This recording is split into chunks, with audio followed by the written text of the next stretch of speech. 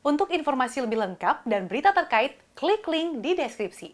Jangan lupa untuk install aplikasi CNBC Indonesia di App Store dan Play Store. Jangan lupa untuk subscribe ya. Kartu Sakti Prakerja awalnya ditargetkan untuk orang-orang yang belum bekerja. Namun di masa pandemi saat ini aturannya diubah, diprioritaskan untuk orang-orang korban PHK supaya bisa menjadi pelampung untuk mereka meningkatkan keterampilan. Namun faktanya masyarakat yang sepatutnya mendapatkan karpet merah ini malah nggak dapat dan memicu kegeraman Menteri Ketenagakerjaan Ida Fauzia. Pasalnya jutaan korban PHK yang masuk dalam daftar prioritas pemerintah tak semua lolos sebagai peserta di gelombang 11 Kartu Prakerja. Selengkapnya akan kami ulas untuk Anda dalam Kartu Sakti Prakerja Selasa Saran. Nah, Kartu Prakerja ini kan merupakan program pelatihan persiapan diri dalam menghadapi dunia kerja dan semi bantuan sosial. Nah, mereka yang lolos seleksi akan mendapatkan manfaat hingga 3,55 juta rupiah. Dan prioritas utama penerima program Kartu Prakerja saat ini adalah untuk menanggulangi dampak COVID-19 bagi pekerja yang dirumahkan dan yang terkena PHK. Adapun DJPB Kementerian Keuangan per 13 November menyampaikan program Kartu Prakerja telah terrealisasi sebesar 19,89 triliun rupiah atau setara dengan 99,4% dari total anggaran 20 triliun rupiah. Sementara itu, Sekretaris Menteri Koordinator Bidang Perekonomian Susiwiono Mugiarso menyampaikan sejak diluncurkan pada 11 April lalu, setidaknya sudah ada 5,9 juta orang yang menjadi peserta Kartu Prakerja.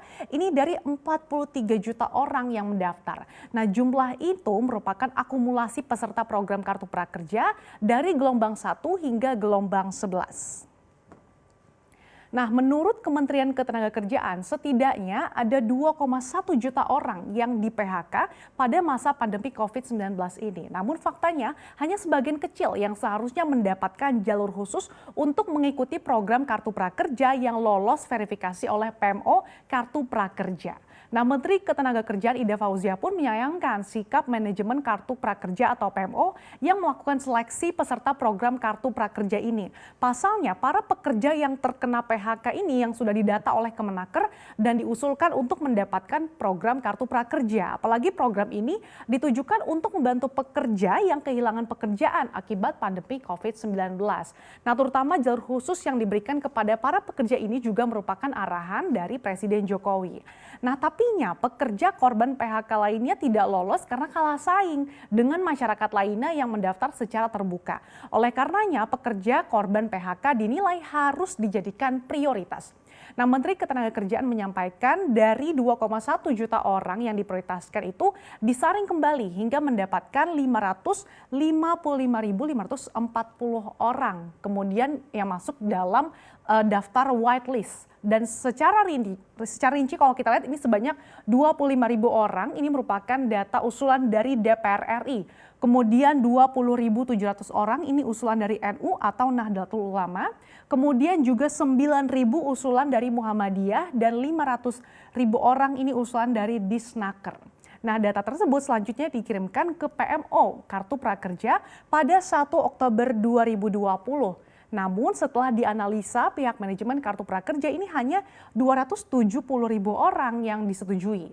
Nah, data itu kemudian diproses dan disaring kembali dan hingga 3 November 2020 PMO Kartu Prakerja hanya menerima 95.559 orang dari data yang diusulkan untuk lolos di gelombang 11 ini. Nah, jumlah ini hanya sekitar 4,5% dari yang lolos dari usulan sebanyak 2,1 juta orang tersebut. Di slide berikutnya kita akan lihat, nah sementara itu berdasarkan survei Angkatan Kerja Nasional yang dilansir Badan Pusat Statistik yang dilakukan bulan Agustus lalu, ada sebanyak 66,47% penerima Kartu Prakerja yang statusnya adalah pekerja. Sementara 22,24% ini statusnya pengangguran dan 11,29% ini statusnya bukan angkatan kerja. Misalnya mereka sebagai ibu rumah tangga atau pekerja yang terhenti dari pekerjaannya. Namun menurut Kepala BPS Suharyanto menyampaikan bahwa memang sekilas angka ini tuh menunjukkan adanya ketidaksesuaian dengan persyaratan penerima kartu prakerja.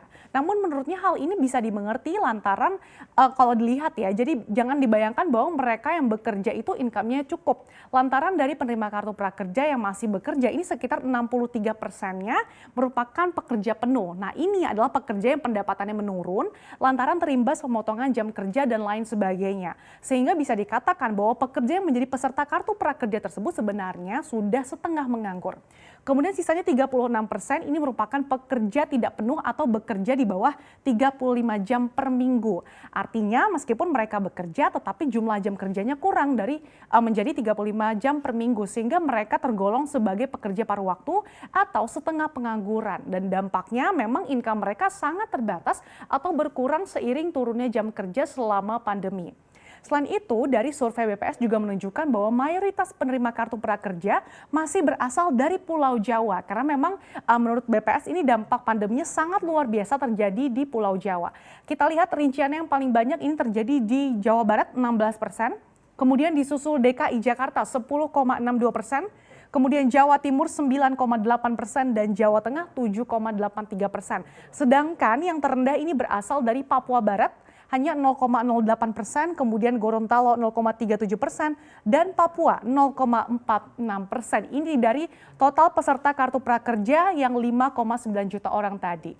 Jadi jangan sampai ya memang kartu sakti ala Pak Jokowi ini manfaatnya tidak bisa dinikmati oleh masyarakat yang memang seharusnya mendapatkannya, yaitu masyarakat yang dirumahkan atau di PHK imbas pandemi. Pasalnya perlu diingat juga bahwa pemerintah sudah menggelontorkan berbagai macam pelampung seperti bansos hingga subsidi gaji. Nah, jika penerima yang statusnya masih bekerja menjadi peserta kartu prakerja, bakal ada potensi bantuan yang mereka nikmati menjadi double atau jadinya tidak tepat sasaran.